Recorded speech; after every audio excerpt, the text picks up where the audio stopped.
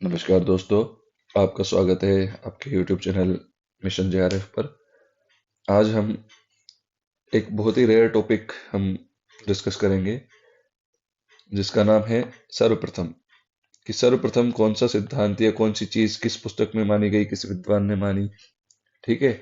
तो इससे काफी प्रश्न आते हैं और आप एक एक बुक को पढ़ पढ़ के ऐसे नोट्स बनाएंगे तो काफी आपको डिफिकल्टी होगी। तो मैं यहीं पे ही सारे बता देता हूँ इंपॉर्टेंट पॉइंट के ना, एग्जाम में कहाँ कहाँ से क्या क्या पूछता है। ठीक है। तो आप वीडियो को 2x पे भी कर सकते हैं, क्योंकि ये काफ़ी लंबी वीडियो होने वाली है। काफ़ी पॉइंट है, लगभग 90 या 100 पॉइंट्स आपको बताऊंगा मैं यहाँ पे। तो पहले हम प्रबंध की बात करते हैं। प्रबंध सर्वप्रथम मतंग ने माने। ठीक है। पुस्तक का नाम तो आप सभी को पता होगा, बृहदेशीय। फिर 5 मार्गीताल, ये भरत ने बताई। रस सिद्धांत, रस सिद्धांत भी भरत ने बताए। ठीक है। काकू, काकू भी सर्वप्रथम भरत ने ही बताए। ठीक है। और कितने काकू थे? 2 काकू। ठीक है। और 6 काकू की बात आती है, अगर 6 काकू पूछा जाए, 6 काकू किसने बताया, तो 6 काकू आपको शारंग देव का नाम बताना है। ठीक है। सर्वप्रथम शारंग देव ने 6 काकू बताए थे, और काकू जो थे वो सर्वप्रथम भरत ने बताया 2 काकू। ठीक है। फिर फिर हम बात करते हैं 8 तार वाली सितार। कौन बजाएगा था सर्वप्रथम? तो 8 तार वाली सितार जो है वो निखिल बनर्जी जी थे, जो बजाया करते थे। छठे पर हम अब बात करेंगे श्रुति की। श्रुति सर्वप्रथम किसने बताई? तो श्रुति भरत ने ही बताई थी। ठीक है। तानपुरे का आविष्कार,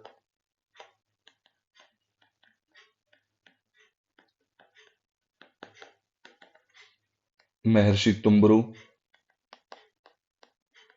अच्छा, इस वीडियो को देखने के बाद कुछ स्टूडेंट बोलेंगे कि नहीं सर, ये तो ब्रह्म वैवर्त पुराण में है, नहीं सर ये वाला विष्णु पुराण में है, ये शिव पुराण में है सर्वप्रथम, ऐसा ये सामवेद में बताया गया। इस तरीके से बहस करेंगे तो हो सकता है बताया हो, और बिल्कुल कई टॉपिक ऐसे हैं जो उसमें भी बताए गए हैं, लेकिन हम यहाँ पर एग्जाम पर्सपेक्टिव से पढ़ रहे हैं। तो एग्जाम में किसको सही माना जाएगा, हम वो टॉपिक डिस्कस कर रहे हैं। ठीक है ना।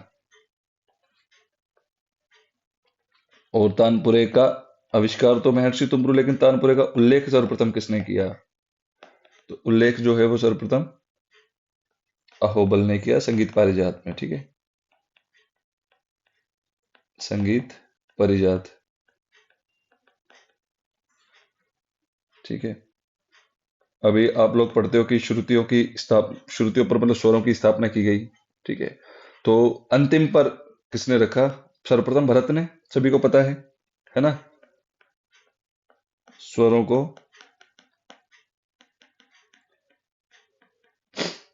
अंतिम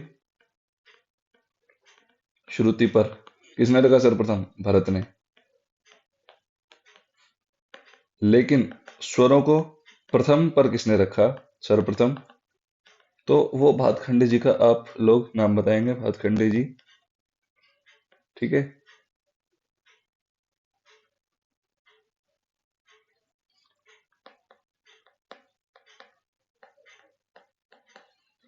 सर्वप्रथम तबले का घराना,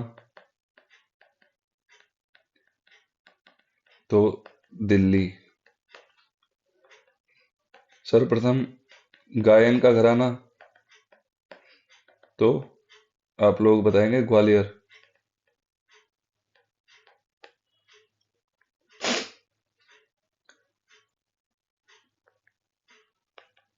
सर्वप्रथम महिला तबला वादिका,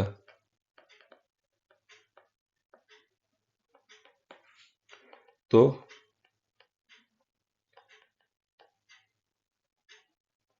अबान मिस्त्री जी का नाम आता है। ठीक है। उसके बाद सर्वप्रथम अलंकार किसने बताए? तो सर्वप्रथम अलंकारों का उल्लेख जो है वो भी भरत ने ही किया नाट्य शास्त्र में।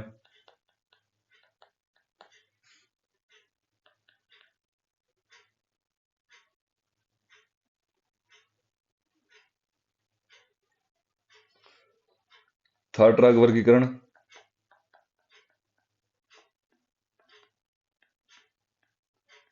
सर्वप्रथम है ना, ये सभी में सर्वप्रथम लगा हुआ है ये वर्ड, ठीक है। मैं स्पेशल सभी में सर्वप्रथम सर्वप्रथम लिख नहीं रहा हूं, लेकिन आप लोग समझ जाना कि थाट राग वर्गीकरण की बात हो रही थी, यहाँ पे सर्वप्रथम की ही बात हो रही है।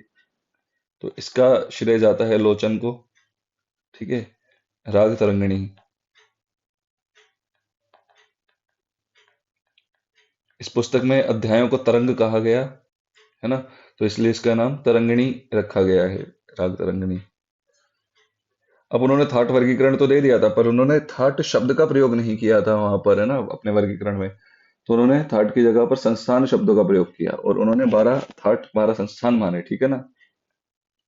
फिर थाट शब्द का सर्वप्रथम उल्लेख कहाँ मिलता है, ये भी प्रश्न आता है। थाट शब्द का सर्वप्रथम उल्लेख,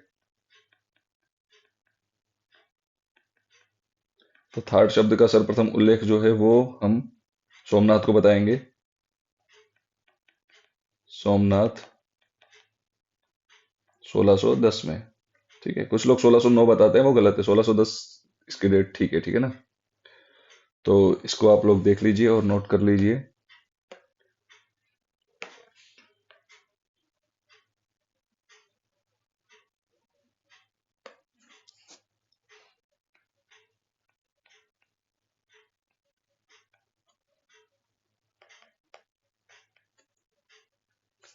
थाट राग वर्गीकरण लोचन, थाट शब्द का प्रयोग सोमनाथ, ठीक है। और थाट पद्धति का प्रचार जो है वो किसने किया, प्रचार प्रसार, ठीक है, आधुनिक समय में, तो उसका भातखंडे जी को श्रेय जाता है, ठीक है। अब राग शब्द की बात आती है, राग। तो राग शब्द कुछ लोग कश्यप बताते हैं, कुछ क्या बताते हैं, कुछ क्या बताते हैं ना, हो सकते हो, है ना, मना नहीं कर रहा, लेकिन एग्जाम में अगर पूछा जाए राग शब्द, तो मतंग का नाम आप लोग को बताना है, ठीक है। राग शब्द की बात हो रही है यहाँ पे, है ना। सुब्रत देसी में इन्होंने रागों का उल्लेख किया है। और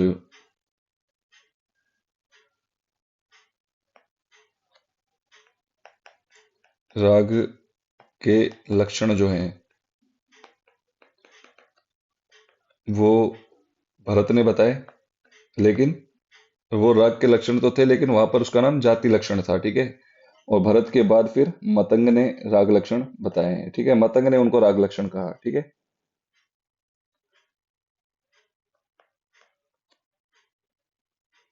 तान शब्द, तान शब्द जो है वो सर्वप्रथम नारद ने बताया, नारदी शिक्षा,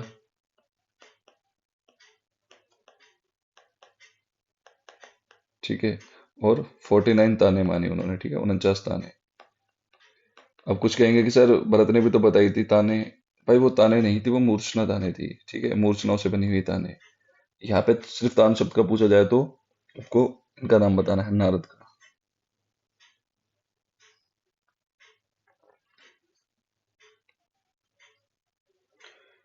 फिर जाति गायन सर्वप्रथम, तो जाति गायन में भी भरत का नाम आएगा,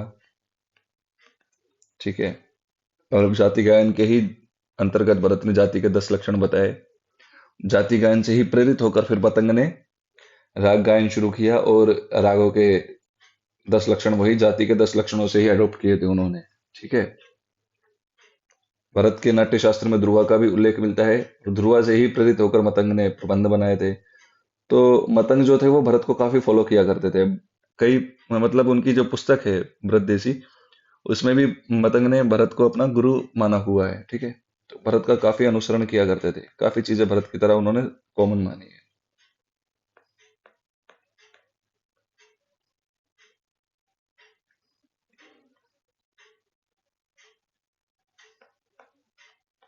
बाई श्रुति की सिद्धि जो है भरत ने की और इसे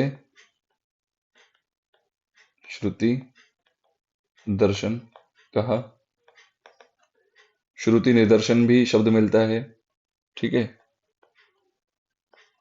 तो उन्होंने इसे श्रुति दर्शन कहा और फिर बाद में 22 श्रुतियों की सिद्धियां फिर की गई, वो शारंग देव ने की, ठीक है।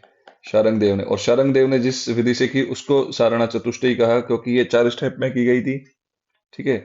सारणा चतुष्टयी, लेकिन यहीं से फिर इसका नाम सारणा चतुष्टयी प्रचलित हो गया। लेकिन भरत ने सारणा चतुष्टयी शब्द का प्रयोग ही नहीं किया, ठीक है। भरत ने श्रुति निदर्शन शब्द जो है वो उनके श्लोक में मिलता है ना। जो नाट्य शास्त्र की अलग टीकाएं मिलती है उनमें श्रुति निदर्शन शब्द मिलता है, ठीक है। तो श्रुति निदर्शन का अर्थ यही है कि यहां मैं ऊपर श्रुतियों की सिद्धि कर रहा हूं, ठीक है। भरत ने, ये श्रुति निदर्शन कोई वर्ड नहीं है, जैसे सारणा चतुष्टयी एक शब्द है ना पर्टिकुलर उस क्रिया के लिए, श्रुति निदर्शन वो शब्द नहीं है उसके लिए। श्रुति निदर्शन का अर्थ है कि यहाँ मैं ऊपर श्रुतियों को सिद्ध कर रहा हूं, जब उसका हिंदी अनुवाद आप करोगे। श्रुति निदर्शन कोई शब्द नहीं है, ठीक है ना। मैं श्रुतियों को दर्शा रहा हूँ, श्रुति निदर्शन का अर्थ ये है, ठीक है। तो श्लोक में यूज किया, और वो भी नाट्य शास्त्र की जो टीकाएं की गई बाद में उनमें लिखा हुआ मिलता है ये आपको, श्रुति निदर्शन, है ना। इसका अर्थ है कि यहाँ मैं ऊपर अब श्रुतियों का दर्शन करवा रहा हूँ या श्रुति दिखा रहा हूँ, है ना, दर्शित कर रहा हूँ, ठीक है। जैसे सारणा चतुष्टयी तो उसका नाम ही रख दिया विधि का, भरत ने उस विधि का नाम ही नहीं दिया कोई भी, है ना। भरत ने उस विधि को कोई नाम नहीं दिया, बस वहां पर लिख दिया है कि इस प्रकार मैं श्रुति दर्शित कर रहा हूं आपको ना। श्रुति निदर्शन उसको संस्कृत में बोला गया, ठीक है। फिर मूर्छना की बात आती है, मूर्छनाओं का सर्वप्रथम उल्लेख। तो मूर्छना भी भरत के द्वारा ही बताई गई है सर्वप्रथम, ठीक है। मूर्छनाओं के बाद में रागांग राग जो है, रागांग राग, ये नारायण मोरेश्वर मोरेश्वर खरे ने बताया, जो कि पलुस्कर जी के शिष्य थे, है ना। पलुस्कर के शिष्य थे ये। कितने इन्होंने रागांग बताए? इन्होंने 26 रागांग बताए, ठीक है। 26 रागांग। फिर इनके बाद में एक विद्वान और आए जिन्होंने 1949 में, है ना, 1949 में अपनी पुस्तक में 4 रागांग और बताए। कौन से थे वो? दुर्गा, बिहाग, कामोद और भटियार, ये 4 रागांग और बताए। इस प्रकार रागांग कुल 30 हो गए। लेकिन नारायण मोरेश्वर खरे का नाम अगर पूछा जाता है तो उन्होंने 26 ही बताए थे सबसे पहले, और ये 49 रागांग दिए थे रजोपाध्याय जी ने, ठीक है। ये बचे हुए 4 जो थे, ठीक है। तो इस प्रकार रागांग जो है वो कुल 30 हो गए। अब पूछा जाएगा कि रागांग कितने हैं, तो 30 ही बताने हैं। लेकिन इसका नारायण मोरेश्वर खरे का नाम लेके पूछा जाए उन्होंने कितने बताए, तो 30 नहीं बताने, तो 26 ही बताने हैं, ठीक है ना। उसके बाद में वीणा के तार पर स्वरों की स्थापना आप सभी को पता है, अहोबल ने, है ना।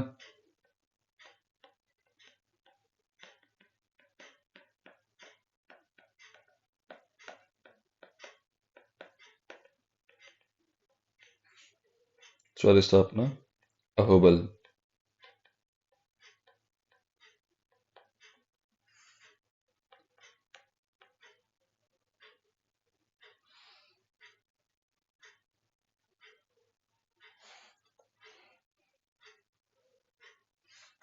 अब ग्राम राग की बात आती है। ग्राम राग, सर्वप्रथम ग्राम राग कहाँ मिलते हैं? ये मिलते हैं मतंग द्वारा रद्देसी में।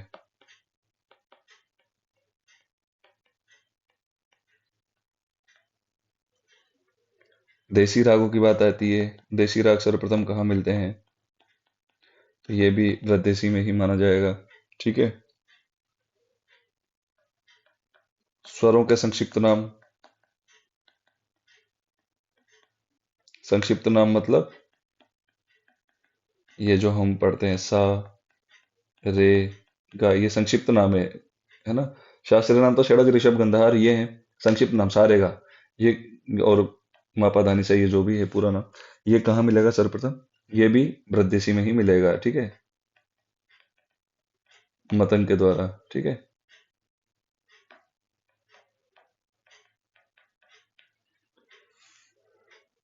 तो इसको लिख लीजिए और आगे फिर बताता हूँ।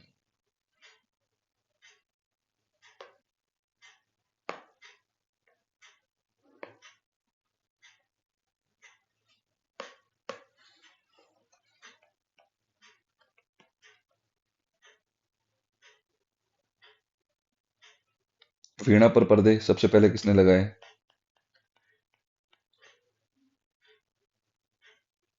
वीणा पर पर्दे जो हैं वो भी मतंग ने लगाए सर्वप्रथम। उससे पहले वीणा पर पर्दे नहीं हुआ करते थे, है ना। वीणा पर पर्दे नहीं हुआ करते थे, मतंग ने ही वीणा पर पर्दे लगाए। और वो कौन सी वीणा थी जिस पर पर्दे लगाए? तो वो थी किन्नरी वीणा। किन्नरी वीणा। और वो पर्दे किस चीज के बने हुए थे? तो वो धातु वातु के नहीं बने हुए थे। डॉक्टर लालमणि मिश्र जी ने अपनी पुस्तक में लिखा है कि वो वीणे जो थे वो गिद्ध जो नामक पक्षी था उसके पंखों के, जो मोटे वाले पंख होते हैं ना, उनके पंखों से वो पर्दे बनाए गए थे। कुछ ग्रंथों में गिद्ध पक्ष लिखा हुआ मिलता है और कुछ जगह पर वो पक्ष जो है वो मिसप्रिंट होकर वक्ष हो गया है, गिद्ध वक्ष। तो कुछ लोग कहते हैं कि गिद्ध के जो वक्ष यानी सीना जो है उसकी हड्डियों से हो सकता है बनाए हों, पसलियों की जो हड्डियां होती हैं। फिर आचार्य लालमणि मिश्र जी ने फिर उसको कंफर्म किया कि ये पक्ष नहीं, ये वक्ष, मतलब वक्ष नहीं, ये पक्ष लिखा हुआ है, इसका मतलब है पंख। तो गिद्ध के पंखों से ये बने हुए हैं। तो वीणा पर पर्दे जो है मतंग ने बताए। और सर्वप्रथम पर्दे वाली वीणा कौन सी थी? किन्नरी वीणा। दो तार वाली वीणा थी, इसमें पर्दे लगाए गए थे, ठीक है।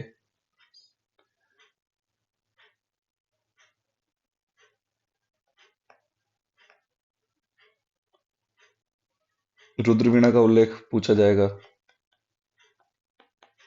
रुद्र वीणा सर्वप्रथम कहाँ बताई गई? संगीत मकरंद में, ठीक है। संगीत मकरंद किसने लिखी? नारद ने, ठीक है। और संगीत मकरंद में कुल 19 वीणाओं का उल्लेख मिलता है। 19 वीणा। कई ग्रंथों में 18 भी लिखा हुआ है, बट ये ऑथेंटिक नहीं है। ऑथेंटिक 19 ही है, तो आप दोनों याद रखना, 18 और 19। संगीत मकरंद में 19 वीणाओं का उल्लेख मिलता है, ठीक है। कुछ लोग 18 बताते हैं, लेकिन 18 नंबर जो है वो ऑथेंटिक नहीं है। लेकिन आप दोनों नंबर याद रखना, और नेट के एग्जाम में ऑप्शन के अकॉर्डिंग आंसर देगा ना, और दोनों ही ऑप्शन में आ जाते हैं तो फिर आप 19 ही लगाना। नेट के एग्जाम में 18 मत लगाना, वहां पर ऑथेंटिक को ही फॉलो किया जाता है। अगर गलत भी माना जाता है तो आप लोग क्लेम कर सकते हो उसके ऊपर, है ना। क्योंकि वहां पे एनसीईआरटी को प्रूफ नहीं मानते हैं, वहां पे ऑथेंटिक बुक्स का ही प्रूफ लिया जाता है फिर बाद में। फिर 18 वीणों के बाद हम, अगला टॉपिक है हमारा स्त्री पुरुष और नपुंसक राग, है ना। स्त्री पुरुष और नपुंसक राग, है ना। ये सर्वप्रथम किसने बताए? तो इसमें हम नाम नारद का ही लेंगे, और नारद ने संगीत मकरंद में ही बताया है ये भी, ठीक है।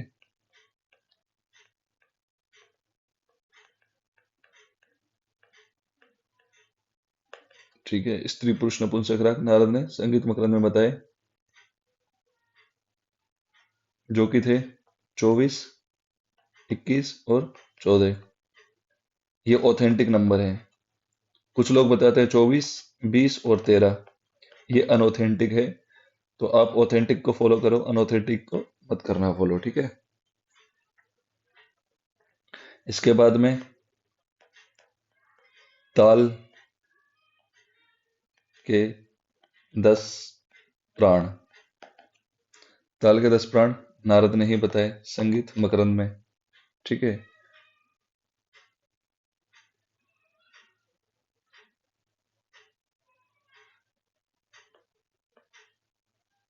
भरत ने कुल 8 रस बताए थे, रस सिद्धांत भरत ने दिया था, 8 रस बताए थे। लेकिन 8 रस के बाद में नवा रस भी आया, ठीक है।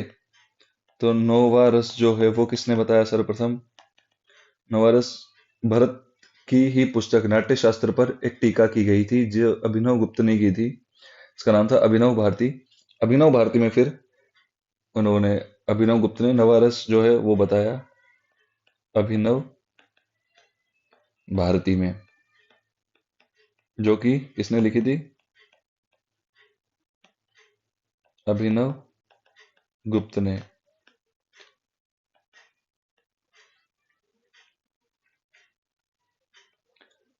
भरत ने नवरस क्यों नहीं बताया? तो अभिनव भारती में अभिनव गुप्त इसके बारे में लिखते हैं कि जो नाट्य शास्त्र थी वो संगीत की नहीं, नाट्य की ग्रंथ था, है ना। तो नाट्य में शांत रस का कोई काम नहीं है ना, इसलिए उन्होंने शांत रस का उल्लेख नहीं किया। परंतु फिर उस पुस्तक में अभिनव गुप्त ने नवरस के रूप में जो है शांत रस का उल्लेख किया, अभिनव गुप्त ने किया। और नवरस कौन सा था? शांत रस। ठीक है, पूछा जा सकता है एग्जाम में कि नवा रस कौन सा है, तो शांत रस आप लोग को बताना है। ठीक है, अब इसके बाद नाट्यशास्त्र की टीका, पहली टीका, ये भी अभिनव गुप्त को लिखा जाएगा। ठीक है, नाट्य शास्त्र की पहली टीका अभिनव गुप्त। ठीक है, इसके बाद में अब 8 रस थे तो उनके 8 स्थायी भाव भी भरत ने ही बताए थे। ठीक है, तो भाई रस 8 हैं नाट्यशास्त्र में, तो उनके स्थायी भाव भी 8 ही होंगे, लेकिन 9 स्थायी भाव वो फिर अभिनव गुप्त ने बताए। नवा स्थायी भाव जो है या 9 स्थायी भाव जो है वो किसने बताए? क्योंकि नवा रस अभिनव गुप्त ने बताया, तो नवे रस का स्थायी भाव भी तो अभिनव गुप्त ने ही बताया होगा ना। तो 9 स्थायी भाव जो है वो अभिनव गुप्त ने बताए। उसके बाद में मेल पद्धति, है ना, मेल पद्धति। मेल पद्धति सर्वप्रथम किसने दी? कुछ लोग कहेंगे कि वेंकटमुखी ने दी थी सर, वेंकटमुखी का नाम आना चाहिए, 72 मेल सिद्ध किए थे। तो गलत है, वेंकटमुखी का नाम नहीं आएगा। मेल पद्धति के जन्मदाता जो थे, मेल पद्धति 1336 में बताई गई। किसके द्वारा बताई गई? विद्यारण्य माधवाचार्य या माधव विद्यारण्य। इनका असली नाम तो माधव विद्यारण्य था, बट विद्यारण्य माधवाचार्य भी इनको कहा जाता था। तो विद्यारण्य माधवाचार्य ने 1336 में बताया, और इन्होंने 15 मेल बताए। ठीक है, और 15 मेल से इन्होंने राग भी बताए, जो कि 50 राग थे। ठीक है, मेल पद्धति के जन्मदाता।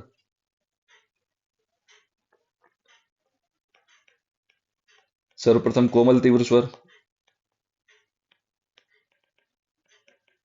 कोमल तीव्र स्वर। सर्वप्रथम कोमल तीव्र स्वर किसने बताए? सर्वप्रथम कोमल तीव्र स्वर भी लोचन ने ही बताए।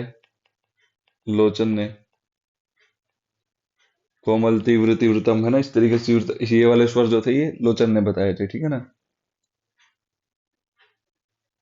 पुस्तक का नाम आप सभी को पता है, राग तरंगिणी। और विकृत स्वर, जो ये विकृत स्वर ही तो है कोमल तीव्र, लेकिन इनके लिए एक संज्ञा यूज की गई, विकृत। ये विकृत संज्ञा सर्वप्रथम किसने दिया? विकृत शब्द जो है, तो ये विकृत शब्द जो है वो शारंग देव ने दिया था सर्वप्रथम। ठीक है,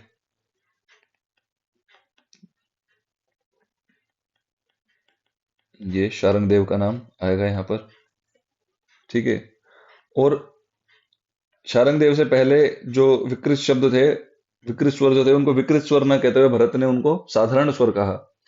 तो भरत के अनुसार जो साधारण स्वर थे वो विकृत स्वर थे, लेकिन उन्होंने उसके लिए साधारण शब्द का प्रयोग किया, ना कि विकृत शब्द का।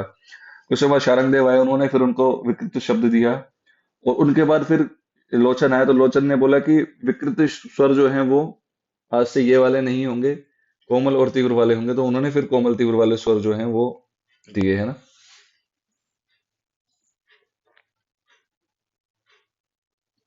ध्रुपद का आविष्कार सर्वप्रथम, ध्रुपद का आविष्कार। अब ध्रुपद भी बहुत पहले से ही गाया बजाया जाता था, पर अब आविष्कार की बात आती है तो हम 15वीं सदी में बताएंगे इसको। और किसने दिया? राजा मानसिंह तोमर ने। और पुस्तक का नाम क्या था? मान कौतूहल। ठीक है, इसको नोट करो और फिर मैं आगे के नोट्स और बताता हूँ आप लोग को।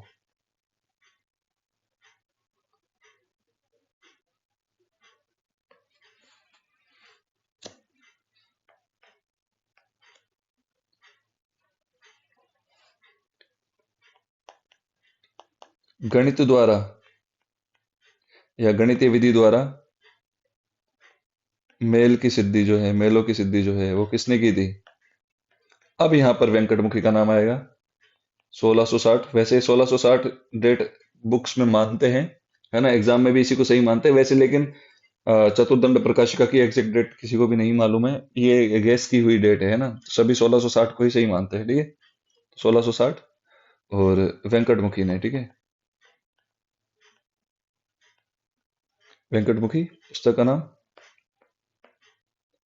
चतुर्दंड प्रकाशिका।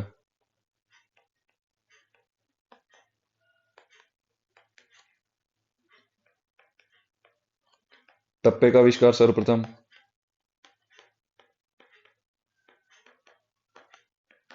तो ये तो सभी सभी लोग को पता है, गुलाम नबी शोरी। गुलाम नबी शोरी, ये उनका असली नाम था और उपनाम जो था उनका था शोरी मियाँ। शोरी मियाँ उन्हें कहा जाता था, उनका असली नाम गुलाम नबी शोरी था। ठीक है,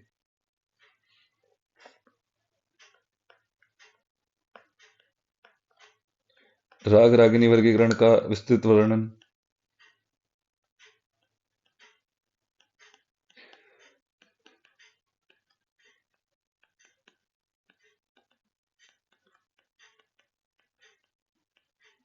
राग रागिनी का विस्तृत उल्लेख जो है वो दामोदर पंडित को जाता है,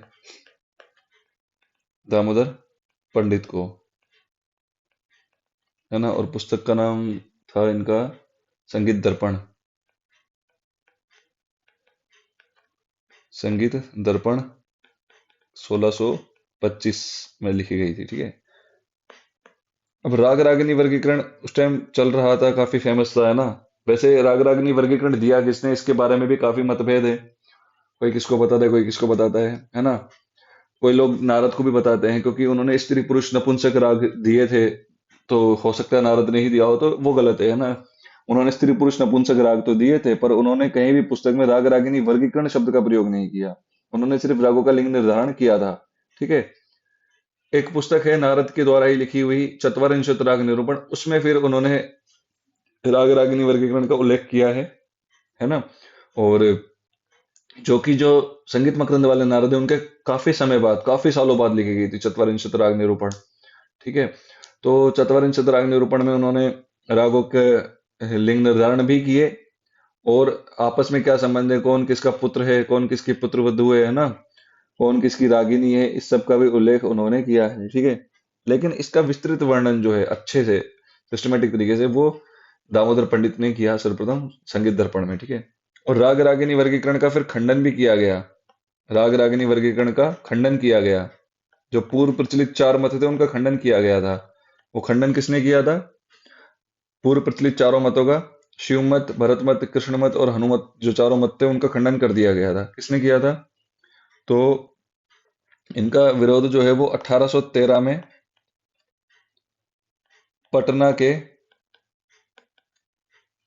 मोहम्मद रजा ने, मोहम्मद रजा ने, है ना।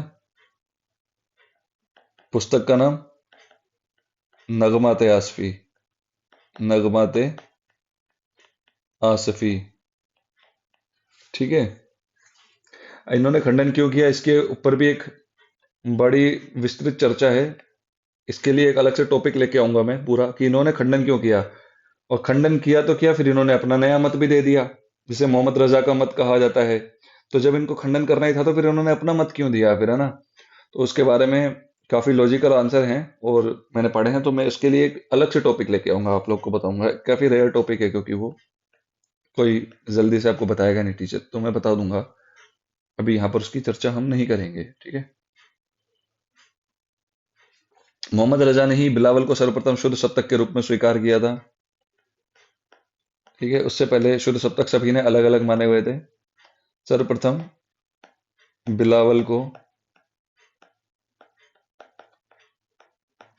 शुद्ध सप्तक, शुद्ध स्वर वाला सप्तक जो है वो मोहम्मद रजा ने ही माना था इसी पुस्तक में। ठीक है, अब हम बात करते हैं स्वर लिपि की। सर्वप्रथम स्वर लिपि भारत में किसने दी? तो स्वर लिपि की बात आती है तो भातखंडे का नाम सबसे पहले हमारे कानों में आता है कि भातखंडे ही होंगे, है ना। तो सर्वप्रथम स्वर लिपि पद्धति जो है भातखंडे ने नहीं दी थी, मौला बख्श ने दी थी। ठीक है, मौला बख्श ने दी थी। और ये 1886 में इन्होंने बड़ौदा में सर्वप्रथम संगीत विद्यालय भी खोला था, है ना। तो यही मौला बख्श हैं जिन्होंने सर्वप्रथम स्वर लिपि पद्धति भी दी थी, है ना। लेकिन इनकी स्वर लिपि पद्धति इतनी प्रचलित नहीं हुई क्योंकि नई नई दी थी, काफी मतभेद थे उसमें, काफी कंफ्यूजिंग थी वो। तो फिर सभी विद्वानों ने अपनी अपनी स्वर लिपि पद्धति दी, लेकिन सबसे आसान और अच्छी स्वर लिपि पद्धति जो है वो भातखंडे जी की ही है, जो कि हम लोग आज फॉलो करते हैं। लेकिन स्वर लिपि पद्धति के जन्मदाता मौला बख्श के रूप में ही हम इनको जानते हैं, मौला बख्श को ही जानते हैं, मतलब, है ना, जन्मदाता के रूप में। तो आप भातखंडे का नाम मत लगा के आना एग्जाम में, वो जानबूझ के ऐसे प्रश्न पूछेगा जिसमें स्टूडेंट कंफ्यूज हो। ठीक है, एग्जामिनर पूछता है ऐसे प्रश्न।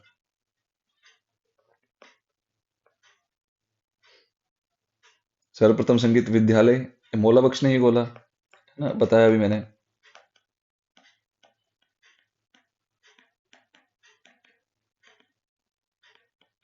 सर्वप्रथम संगीत विद्यालय मौला बख्श, ठीक है, वही 1886। ठीक है,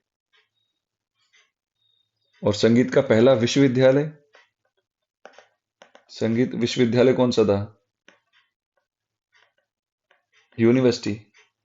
ठीक है, तो वो थी खैरागढ़ वाली, इंदिरा कला का नाम आता है, खैरागढ़ इंदिरा कला।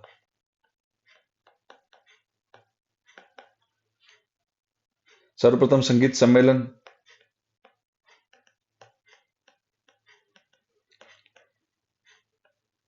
सर्वप्रथम संगीत सम्मेलन जो है वो 1916 में किया गया।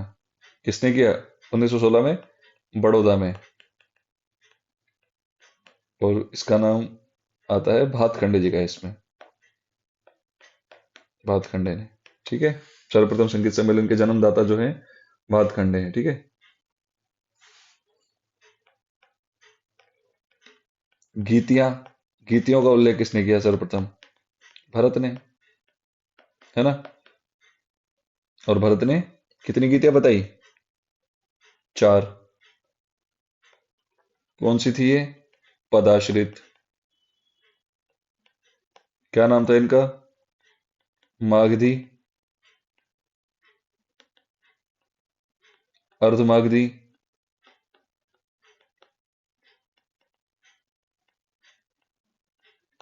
संभाविता और प्रथुला। ठीक है, तो गीतियों का वर्णन जब पूछा जाए कि सर्वप्रथम गीतियां किसने बताया, तो गीतियों का तो भरत ने ही बताया। और सर्वप्रथम पदाश्रित गीतियां पूछी जाए, नाम लेके पूछा जाए तो भी भरत लगाना है। गीतियां पूछा जाए तो भरत, सर्वप्रथम पदाश्रित पूछा जाए तो भरत, है ना। लेकिन सर्वप्रथम स्वराश्रित पूछा जाए तो स्वराश्रित गीतियां जो है हम लोग पढ़ते हैं वो सर्वप्रथम मतंग ने बताई, ना कि भरत ने। तो मतंग ने भी गीतियां बताई, लेकिन मतंग ने पदाश्रित तो भरत वाली ही बताई सेम टू सेम, लेकिन स्वराश्रित जो है वो भरत वाली नहीं बताई क्योंकि भरत ने स्वराश्रित गीतियों का उल्लेख नहीं किया था। ठीक है, तो सर्वप्रथम स्वराश्रित गीतियां,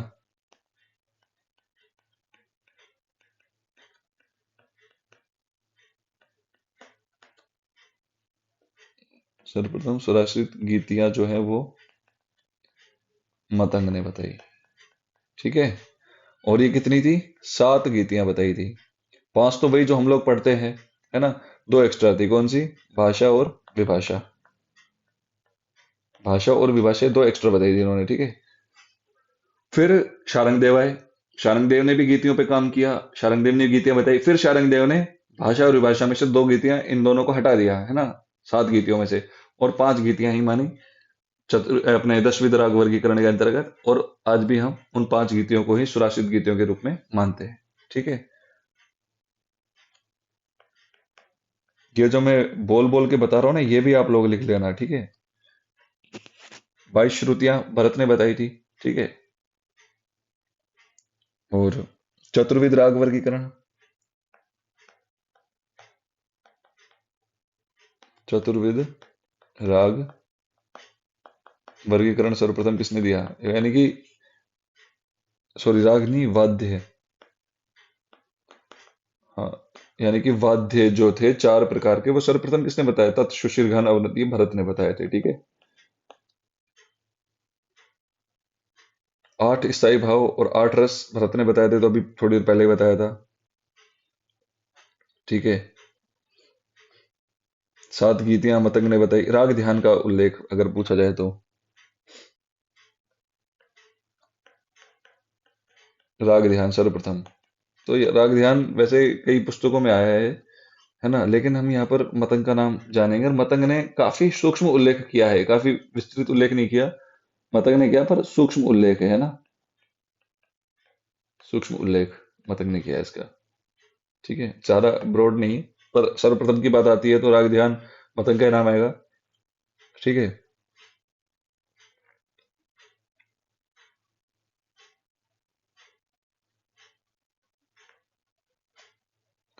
स्वरों को जातियों में या वर्णों में किसने बांटा?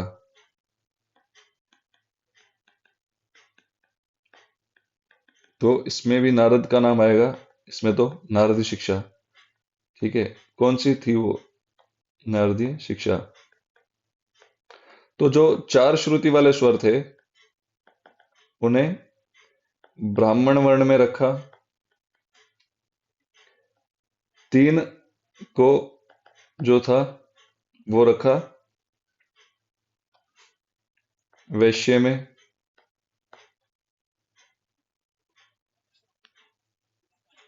2 को रखा क्षत्रिय में। मैं थोड़ा सा कंफ्यूज हूं, क्योंकि मुझे वर्णों का नहीं पता कि सबसे उच्च वर्ण कौन सा है। और जो वर्ण सबसे उच्च है वो चतुश्रुति का होगा, उससे नीचा वाला वर्ण वैश्य होगा तो वैश्य है, क्षत्रिय है तो क्षत्रिय है। ठीक है, वो 3 श्रुतियों के लिए होगा। अगर क्षत्रिय वर्ण ब्राह्मण वर्ण से नीचे है और सेकंड नंबर का वर्ण है, तो 2 श्रुति के लिए क्षत्रिय वर्ण का प्रयोग किया गया है।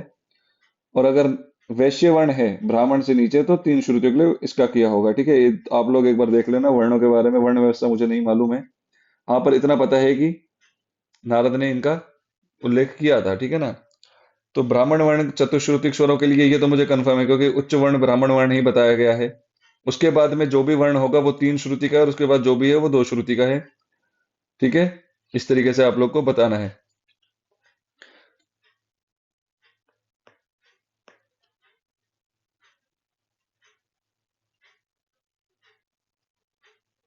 स्वरों के शास्त्रीय नाम,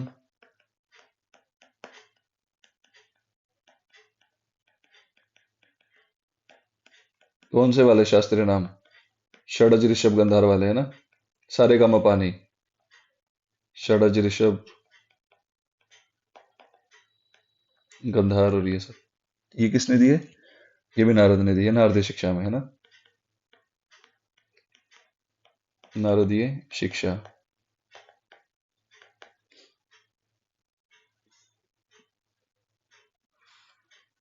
और रागों की जातियां, ये षाढ़ वोढ़ संपूर्ण वाली है ना, रागों की जाति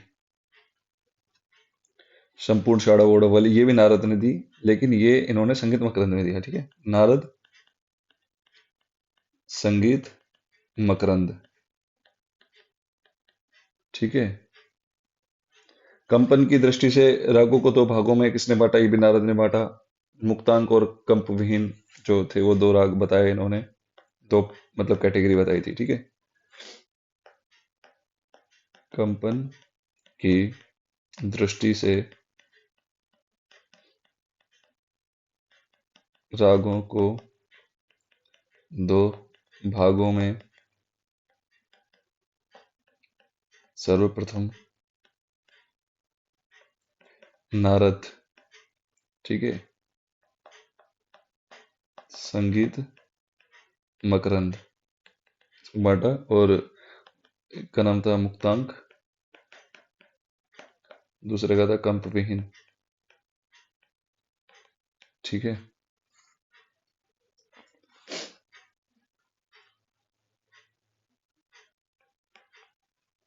इसके बाद संगीत रत्नाकर की पहली टीका।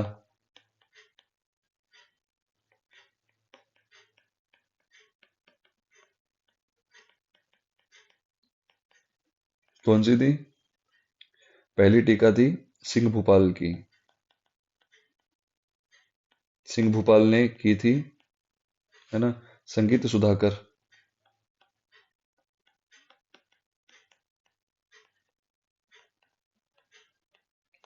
14वीं सदी में की थी। ठीक है। और भाषा कौन सी थी? संस्कृत थी। ठीक है, संस्कृत थी। ठीक है।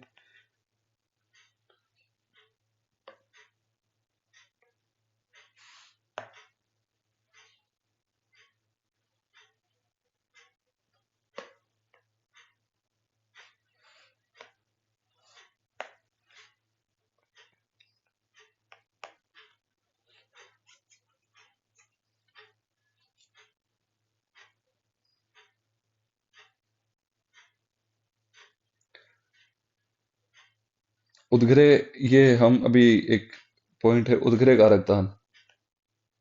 उद्ग्रह कारकतान सर्वप्रथम किसने बताई? उद्ग्रह कारकतान जो है ये अहोबल ने बताई थी। ठीक है।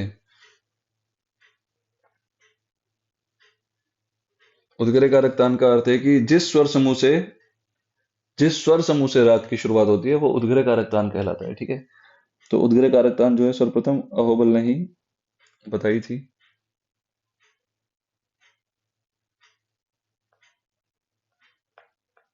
जल तरंग जो वाद्य है उसका उल्लेख भी इसमें मिलता है। वैसे जल तरंग काफी पहले से उल्लेखित है, पर एग्जाम के पर्सपेक्टिव से आपको अहोबल ही बताना है। ठीक है। जल तरंग पर तो रिसर्च भी की गई है, मेरे एक जानकार हैं उन्होंने की है, तो पता लगा कि काफी पहले से है। पर यहाँ पर हम अहोबल का ही नाम लगाएंगे क्योंकि एग्जाम में अहोबल को ऐसे ही मानता है। ठीक है। जल तरंग वाद्य जो है सर्वप्रथम अहोबल। ठीक है।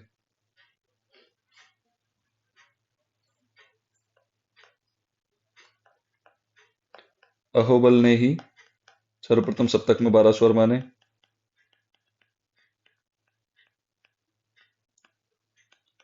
सप्तक में 12 स्वर सर्वप्रथम माने।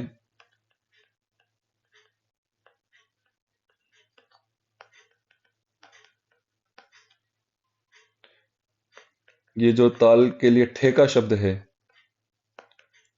ठेका शब्द ताल के लिए है ना, ये ठेका शब्द सर्वप्रथम ये भी मिलता है, ये सादिक अली की पुस्तक में मिलता है।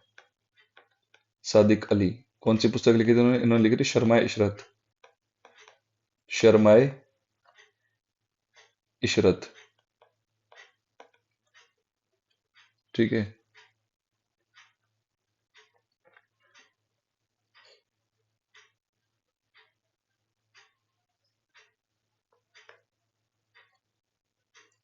यति की बात आती है, यति का उल्लेख सर्वप्रथम, तो यति जो है सर्वप्रथम भरत ने ही बताई थी। ठीक है। लेकिन भरत ने 3 यति बताई, है ना। यति का पूछा जाए सबसे पहले तो यति तो भरत ने ही बताई थी और 3 बताई थी। ठीक है। तो कौन कौन सी 3? समा, स्त्रोतगता और को पुच्छा। ठीक है। लेकिन उसके बाद फिर 5 यतियां तो 5 है, तो 5 यति सर्वप्रथम किसने बताई? तो यहां पर फिर नाम आएगा, सॉरी, श्रीकंठ का। पुस्तक का नाम रसकौमुदी, है ना। इसमें इन्होंने 5 यतियां बताई, जो कि कौन सी थी? 3 तो भरत वाली थी और 2 इन्होंने अपनी अलग से बताई, जिसका नाम था पीपीलिका और मृदंगा।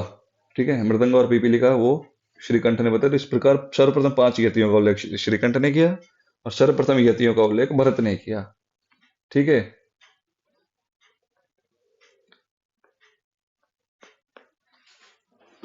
अब संगीत में सौंदर्य शब्द का प्रयोग भी होता है।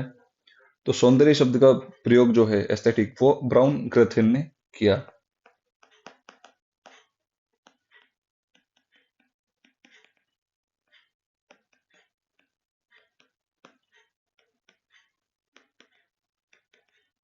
ब्राउन ग्राथिन ने, ठीक है। प्रथम महिला जलतरंग वादिका,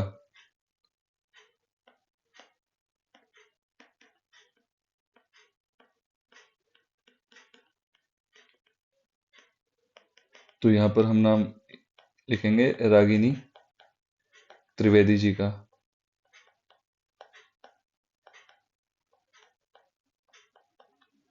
रागिनी त्रिवेदी।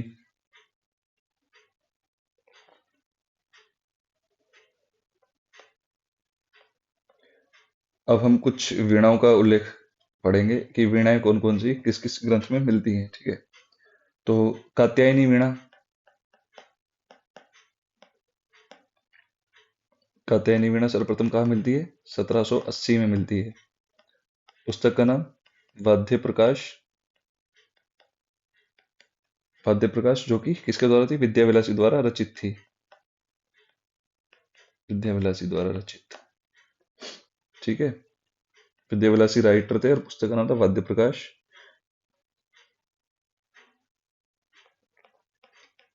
किन्नरी वीणा, अब सब कहेंगे कि सर किन्नरी वीणा तो मतंग ने बताई थी, तो गलत है, ठीक है। किन्नरी वीणा का उल्लेख जो है वो मिलता है मानसोल्लास में, सर्वप्रथम उल्लेख मानसोल्लास में, तथा विस्तृत वर्णन जो है इसका संगीत रत्नाकर तथा संगीत सार में किया गया है, ठीक है। और इनमें से किसी ने ही बताया है कि मतंग ने इसके ऊपर पर्दे लगाए थे, ना कि मतंग ने खुद ने बताया, ठीक है। मानसोल्लास तथा विस्तृत वर्णन जो है इसका वो संगीत रत्नाकर में भी मिलता है और संगीत सार में भी मिलता है, ठीक है।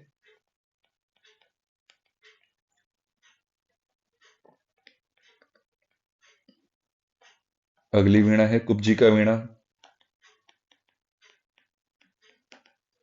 ये संगीत मकरंद में।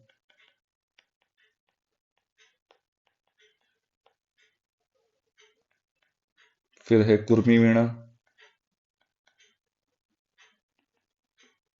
ये भी संगीत मकरंद में। संगीत मकरंद में बताया ना 18 प्रकार की वीणा है, तो संगीत मकरंद में काफी वीणाओं का उल्लेख मिलता है, ठीक है।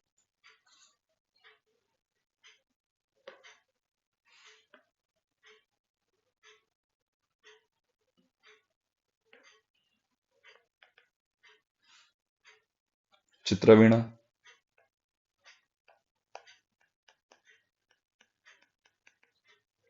चित्रवीणा भरत ने, ठीक है। जया तथा ज्येष्ठ वीणा, ज्येष्ठ है ना, ज्येष्ठ वीणा, ये संगीत मकरंद।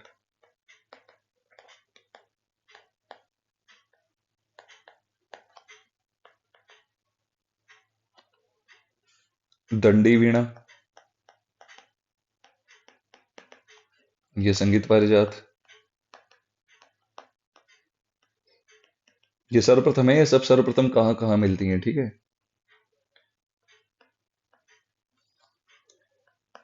निशंक वीणा, ये तो ये तो सभी बता देंगे। ये रत्नाकर, संगीत रत्नाकर में मिलती है।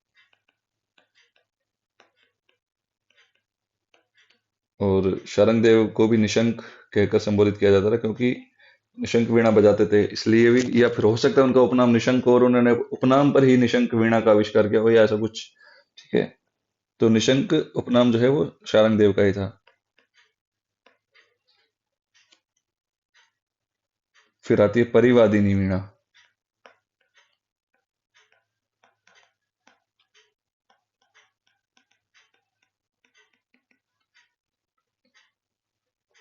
पहले कालिदास, कालिदास ने विज्ञान शाकुंतलम, कुमार संभव जैसे ग्रंथ लिखे हैं कालिदास। और उसके बाद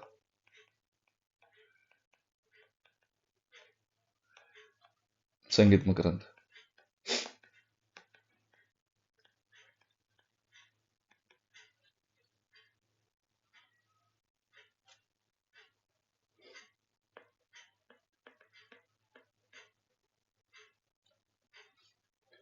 महती वीणा।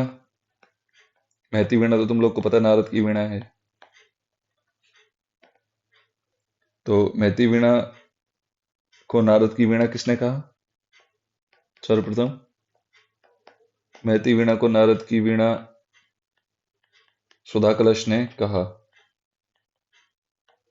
सुधा कलश ने कहा, ठीक है। फिर आती है मत्त कोकिला। मत्त कोकिला तो भरत की थी, सबको पता है। मत्त कोकिला का सर्वप्रथम उल्लेख कहाँ मिलेगा? तो मत्त कोकिला का सर्वप्रथम उल्लेख संगीत रत्नाकर में मिलता है, ठीक है। उल्लेख की बात हो रही है भाई, है ना। यहाँ पे भरत मत लगा देना। मत्त कोकिला का उल्लेख संगीत रत्नाकर में मिलता है और मत्त कोकिला को ही भरत की वीणा बताया गया है, ठीक है। क्वेश्चन आता है मत्त कोकिला का सर्वप्रथम उल्लेख कहाँ मिलता है, तो सबको पता है भरत की वीणा है, तो भरत ने किया होगा उल्लेख, नाम लगा देते हैं भरत का, वो गलत हो जाता है। संगीत रत्नाकर का नाम आप इसमें लिख के आएंगे, ठीक है। रुद्र वीणा। ये रुद्र वीणा वीणा जो है वो संगीत मकरंद में उल्लेखित है सर्वप्रथम।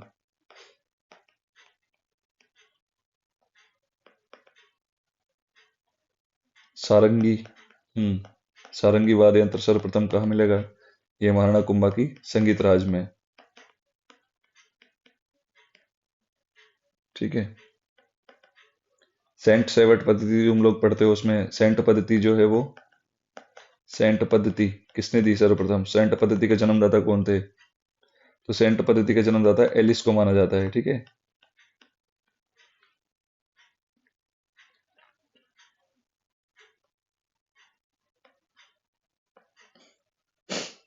हारमोनियम में सर्वप्रथम पद्मश्री, है ना, ये भी क्वेश्चन आता है। हारमोनियम में सर्वप्रथम पद्मश्री 2006 में मिला महमूद धौलपुरी साहब को, जो कि राजस्थान के थे, ठीक है। महमूद धौलपुरी, राजस्थान, राजस्थान से थे, ठीक है। धमार शब्द।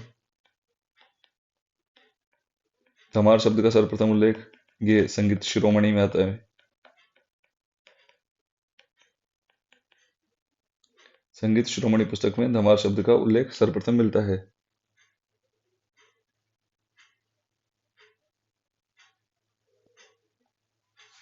अभी और ढूंढ लेता हूं तुम लोगों के लिए।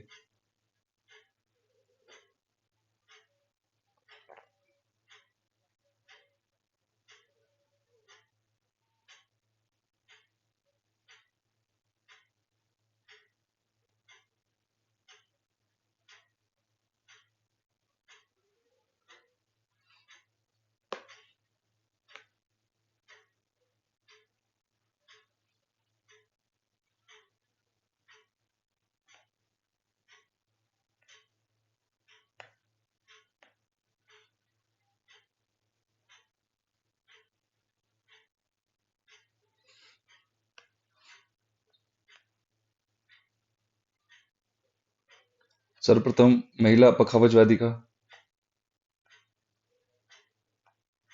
महिला पखावज वादिका के रूप में आप किनका नाम लगाएंगे? चित्रांगना आगले जी का।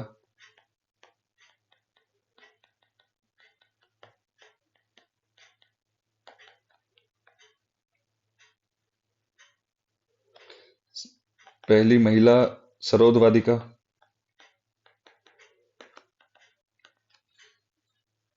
सरोद वादिका में आप शरण रानी बाकलीवाल जी का नाम बताएंगे।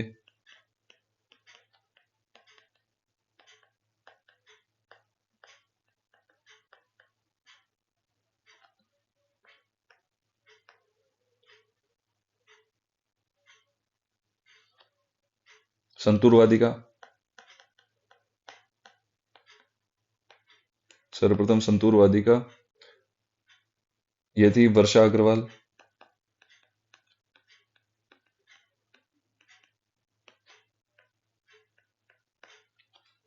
और सुरबहार वादिका, ये तो सभी बता देंगे। सुरबहार वादिका थी अन्नपूर्णा देवी जी, पंडित रविशंकर जी की पत्नी और अलाउद्दीन खान साहब की पुत्री।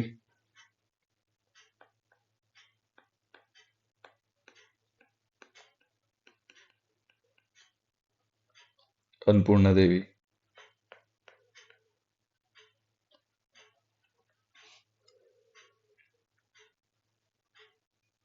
बांसुरी वादिका, बांसुरी वादिका जो थी हमारी उत्तर भारतीय और दक्षिण भारतीय दोनों ही देखेंगे हम। तो बांसुरी वादिका उत्तर भारतीय जो थी,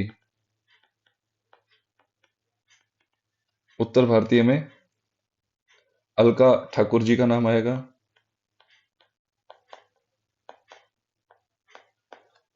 और दक्षिण भारत में, दक्षिण भारतीय में जयप्रदा राममूर्ति जी का नाम आएगा, है ना। जयप्रदा राम मूर्ति।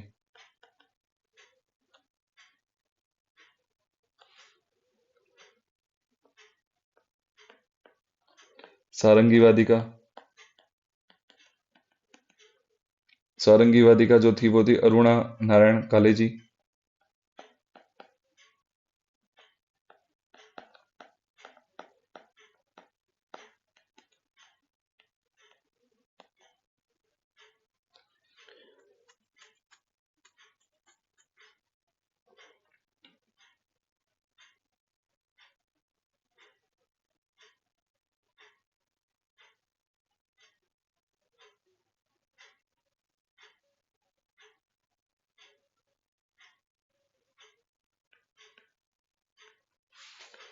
इसके बाद में तबले के क्षेत्र में पद्म विभूषण सर्वप्रथम किसे मिला? तबले में पद्म विभूषण।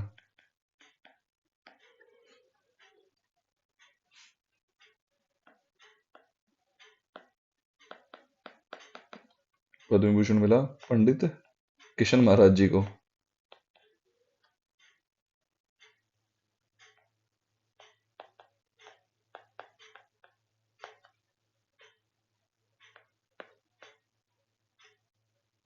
कब मिला? 2002 में। ठीक है। संगीत के क्षेत्र में पद्मश्री, सर्वप्रथम पद्मश्री, संगीत के क्षेत्र में सर्वप्रथम पद्मश्री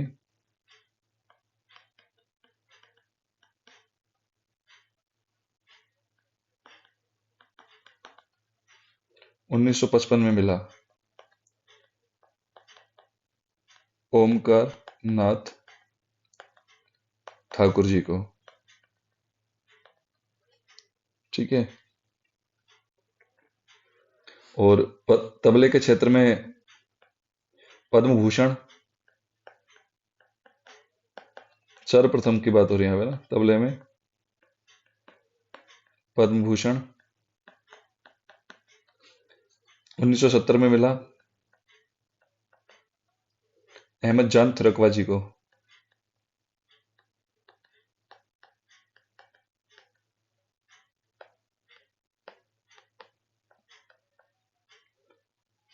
ठीक है, तो ये कुल 90 पॉइंट हैं जो कि मैंने आज बताए हैं, तो याद कर लेना। ठीक है।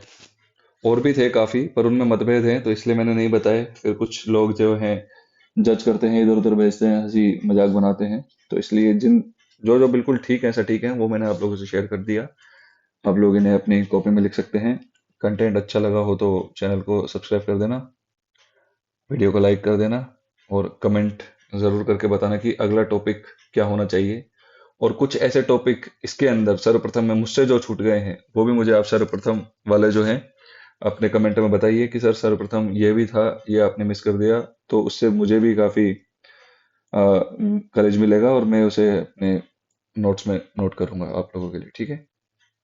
चलिए, आज के लिए इतना ही काफ़ी है। अब अगली वीडियो में अगला टॉपिक लेके आऊंगा।